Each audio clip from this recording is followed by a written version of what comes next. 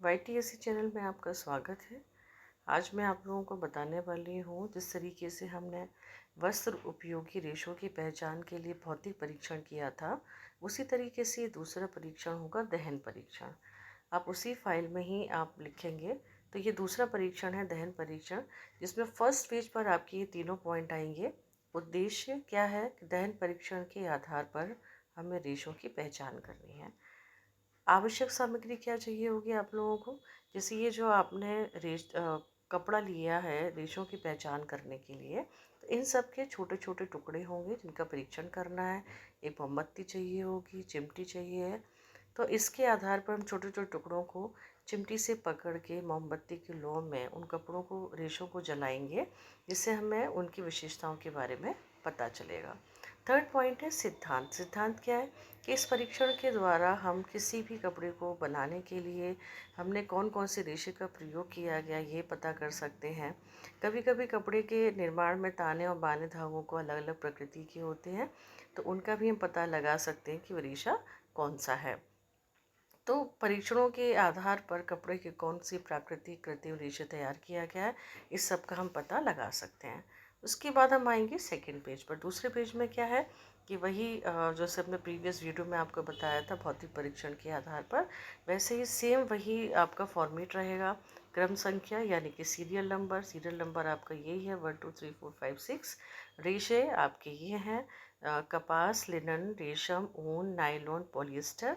ये आप सैंपल ले रहे हैं जिनका आप दहन परीक्षण करेंगे। और विवरण में आपके ये वाला जो कंटेंट है ना, ये पूरा आएगा, विवरण में आप लिखेंगे। तो ये सेकंड पेज जो है वो इसी के लिए होगा। इसको आपको करना कैसे है, जैसे आपने कपड़ा लिया तो इसमें लास्ट में एक कॉलम बनाएंगे जिसमें दहन परीक्षण वाले सैंपल, आप कपड़ा जो आपने वस्त्र जलाया है प्लस उसकी जो राख आपको मिली है, वो आप पॉलीथीन के छोटे छोटे पैकेट में पैक करके उसको सैंपल के रूप में दिखाएंगे।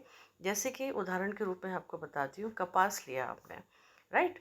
तो कपास को आपने जलाया तो दहन परीक्षण के फलस्वरूप आपने क्या पाया कि जो आग है वो जल्दी जल जाता है।